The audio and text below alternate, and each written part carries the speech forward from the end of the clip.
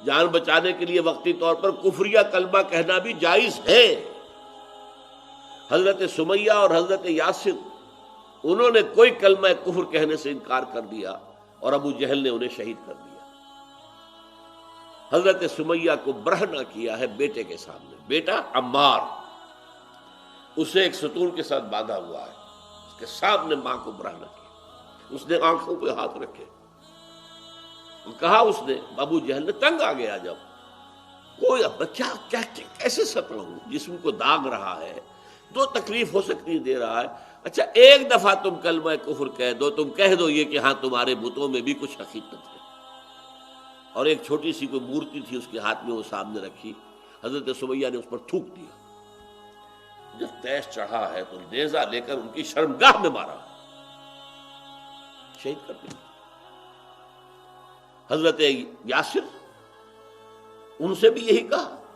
ایک دفعہ بھی کہہ دو تو میں چھوڑ دوں گا تمہیں، چلو نہیں۔ پھر 4 سانڈ اونٹ مضبوط لائے گئے، چاروں کے ساتھ رسے بندھے ہوئے،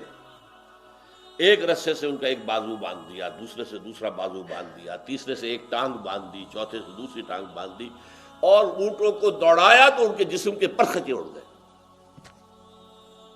لیکن بیٹا جو تھا، اب دیکھیے بوڑھوں نے برداشت کیا،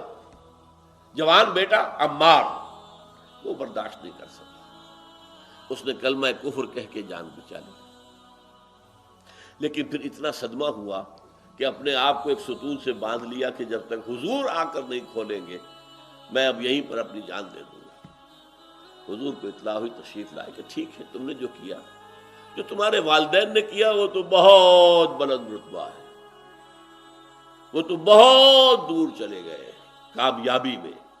تم نے جو کچھ کیا اس کی بھی اجازت ہے شریعت میں،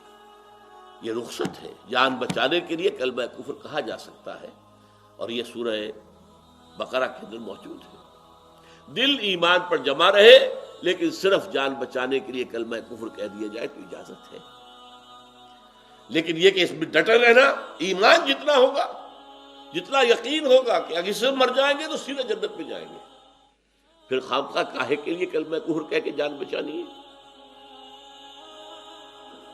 یہاں دنیا میں اور دن رہیں گے تو اور ستائے جائیں گے، اور مشکلات آئیں گی، اور امتحانات آئیں گے، اگر آج یہ بیڑا پار ہو جائے سیدھے جنت میں جائے تو اور کیا چاہیے؟ یہ یقین جتنا ہوگا